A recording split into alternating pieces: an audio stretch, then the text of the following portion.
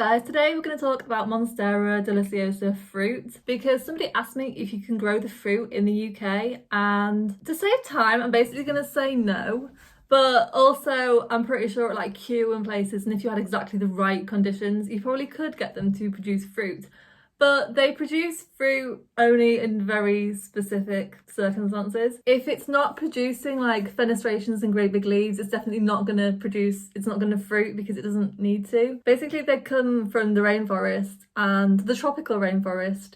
The UK is actually temperate rainforest, but there's a lot of rain. It's not the same. Also, what I think is telling is that Monstera Deliciosa are extremely common. They are literally like an invasive species, and yet they're not. I looked to see if I could get hold of a Monstera fruit because I thought it would, be good research, because there's a million different things people say it tastes like, and I thought I could make up my own mind. But you can't get them in the UK, and this is a plant that grows extremely prolifically in the wild and is a really popular houseplant. So I'm guessing they don't fruit very well. They don't fruit often, and maybe the fruit's difficult to transport, possibly. Also, there is the added issue that the fruit is highly toxic. It's got oxalic acid in it. Now, houseplant leaves have, a lot of them, especially arrows, have oxalic acid in the leaves. So if you bite them, you'll get like a tingling sensation, and it's not good for you, but it won't kill you. It'll give you a stomach upset, but it's not that big of a deal. Same with pets. It's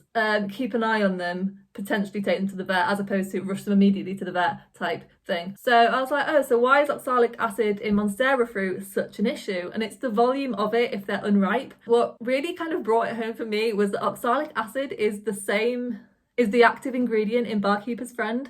Now, if you're ever on like a cleaning subreddit, Barkeeper's Friend cleans everything, especially metal. So, we shouldn't be eating that. So I think the reason it's not that popular is so they're not prolific fruiters, and the fruit are potentially toxic if they're not perfectly ripe, which, if you think about how supermarkets sell fruit, often it's ripened at home, and it just seems like a lawsuit waiting to happen. Also, not all Monstera plants fruit. This is just a sentence that I saw a lot. There is nothing to say why. Some do and some don't. I don't know if it's some don't because they're in the incorrect place, or if it's some don't, there's 5 growing natively in Mexico and 2 of them fruit and 3 don't. Is that, it doesn't say why or the reason, it just says some don't fruit. Okay. So one of the things that kind of got me thinking about why we don't have more Monstera fruit like available in the market was they are meant to be so delicious that it was actually called Monstera Deliciosa. Other Monstera, like Monstera adansonii was discovered by Mr. Adamson. So they didn't get an exciting name. Monstera Deliciosa was so delicious that they didn't name it after the guy that found it / brought it home and wrote about it first. They didn't name it after him. It was so delicious, they named it after its delicious fruit. They sometimes call it the fruit salad plant. Some people say it tastes like strawberry, banana, pineapple, a load of different, some people say coconut, which I think is interesting because these are all fruits, but none of them taste the same, which is funny. But it kind of looks it looks like a banana. They're covered in these like scales. You take the scales off. When they're ripe, the scales should just kind of fall away. You should be able to pull them off really easily. And inside it basically looks like banana flesh. And then the seeds are in the scales. You can like open them and they'll have seeds in them, some of them. Consensus is it's very delicious. Just what it tastes of apparently varies from person to person, or more likely from fruit to fruit. It's also called breadfruit, which is mysterious. I'm guessing mistranslation somewhere along the way. If you have a Monstera fruit and you want to know when it's ripe, like I said, you can just kind of poke the scales, and if they come away, then it's generally ripe. Don't rip them off, because if you have to rip them off, that's a sign that it's not ripe. You can ripen them off the plant in water, or in a plastic bag, in a brown paper bag in a cupboard, like you would ripen any other fruit. But if you have a Monstera with fruit developing on it can take over a year for the fruit to develop. So I would just leave it be until the scales start to drop off by themselves. If you're pulling it off after about 6 months, I would maybe just leave it, because you don't want to be accidentally poisoning yourself. I'm guessing this is another reason why they're not that popular, because if you've got a fruit that from emerging from being, oh my god, you can see a tiny fruit, if it takes 12 months for it then to become ready to harvest, that's not you're not getting a very good return on your investment. Coupled with the fact that not every Monstera plant that you have is going to produce fruit, and you need very specific conditions, it's just not making economic sense. You need to have the plant be mature enough to produce fruit, which is about 3 years. And if you consider that you're growing a Monstera in perfect conditions, perfect enough for it to ripen, and then it still takes 3 years, it's going to take even longer over here in our less than perfect conditions. So as I said, it's not impossible for Monstera to fruit in this country if you've got like a really nice, warm, humid, really bright setup. You know, it's warm, it's perfectly warm. You're probably looking at like 75% humidity, if not more, and a lot of light. You could potentially convince it to flower. So Monstera have a Spathe and Spadix type flower. I'll put a photo of it on the screen, but it looks, if you know what a peace lily flower looks like, it's that same like this bit. So they've got like the covery bit and then this bit here. And this bit here, you'll know on peace lilies, it's the bit that the pollen's covered in and drops everywhere. So this bit here basically develops into the fruit. It'll be the flower, and then this bit develops into the fruit. Generally, you need a male and a female flower, but Monstera can, like a male and female plant, but Monstera can produce a male and a female flower on the same plant. They can self-pollinate, so you shouldn't need to be rummaging around with a brush like with pollen and putting it on the right places. It might speed it up, I don't know enough about it, and it's not something I would ever be bothered to do. But if you're somebody that's into like cross-pollination and making hybrids and stuff, that might be something that you're interested in doing. But with Monstera, you don't need to do it. They all the bits you need are in one plant. So if you are looking to grow a Monstera and have it fruit in this country, and even if you're not looking to have it fruit, if you're looking for like optimal conditions, you're basically going to need some sort of Victorian glass house setup. You could do it with a conservatory or sunroom, but I don't know about anywhere else, but in the UK,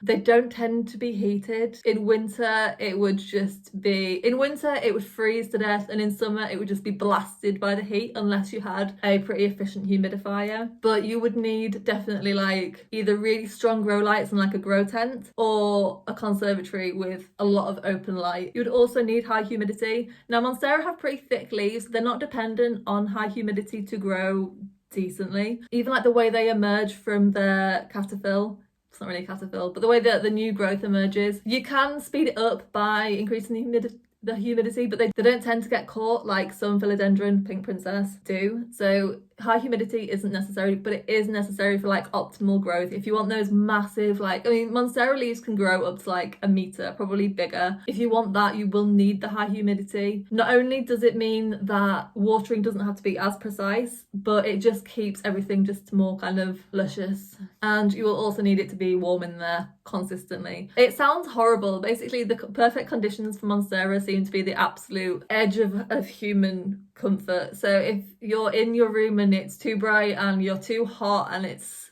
humid and awful, perfect for Monstera, it would seem. And this kind of seems doable because, you know, if you've got your conservatory and it's all nicely kind of insulated, you could get a heater in there and you could get a humidifier in there. Yeah, perfect.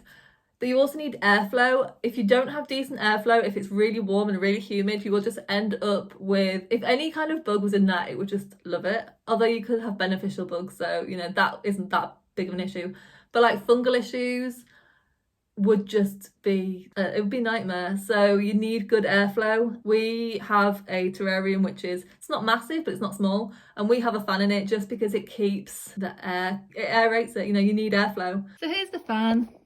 You can't really see it because it's wrapped in a mesh bag, but it's a fan and it's just like attached to the light unit. The reason it's in a mesh bag is because, can you see this little gecko on there? They try and get into the fan, which is not good for them. If you were setting up like a setup from scratch and you had a decent budget, you could probably budget in like a extractor fan or something. Otherwise, open a window, but then in winter you'd be letting cold air in. You can see why this isn't something that we do. Another thing you would need to make sure of is that your Monstera had excellent nutrition. Monstera aren't particularly fussy about being fertilized. Monstera adansonii, when they are hungry, which is all the time, they go yellow and sad. Monstera Deliciosa don't tend to do that. They just don't grow as well. You can't they don't tend to sort of manifest the symptoms on the leaves. It's just kind of, it slows the growth down if they're not fed regularly. But they're not that fussy about the fertilizer. They're happy with pretty much anything as long as it's not too strong. They don't have a specific NPK that they like. they're pretty chill plants, which is, you know, how they became so successful. But when they are fruiting, that's a little bit of a different matter because we don't know what specific hormones and chemicals and nutrients are going into producing the fruit. You would definitely want something designed for fruit, so like a tomato feed or something, but I don't know, is it that simple? If I was growing a plant, a Monstera, with the specific idea of having it fruit, if that was my goal, I would go for a more natural system, i.e. not necessarily plant it in the ground, but plant it in a really big pot. Obviously you need a ton of drainage. And then I'd want bioactive matter, so I'd want leaf litter and wood lice, get some worms in there, and just try and keep it as natural as possible. That's what we do in our terrarium, and everything grows really well, but obviously it's difficult to separate off good nutrition from amazing humidity and amazing light, so it's difficult to kind of tell what is affecting everything. But if you were trying to get a Monstera to fruit, everything would need to be perfect. So yeah, that's pretty much everything. I did sort of try and do a little bit of research into whether Monstera Deliciosa are the only Monsteras that fruit, and they're not. So Reddit cropped up and somebody had an Adansonii that produced a fruit, but the general consensus was whilst they have produced a fruit, that fruit is probably not edible, certainly not worth the risk. Otherwise, we'd kind of know about it. We know about Monstera Deliciosa, so we would know about Adansonii. Having said that, Monstera Adansonii are incredibly rare in the wild, like incredibly rare. They don't grow well. So Monstera Adansonii are much smaller than Deliciosa, and if they don't find a tree in time, they die. So their chance of survival is much smaller than Monstera Deliciosa. They're just a little bit less scrappy. However, they do extremely well in captivity. You know what I mean? So they're not rare, like in the hobby, they're not rare at all, but they don't do well in the wild. So the fruit thing, we don't really know, but most aroids produce some kind of edible part. It just might not be edible for humans because it tends to be for birds and things that are actually going to spread the seeds. Peace lilies produce berries, but don't eat them. It seems that Monstera Deliciosa are the only one that produce a fruit delicious enough to kind of take the risk of being given oxalic acid poisoning. So yeah, I hope that was helpful, and I will see you next time. Bye.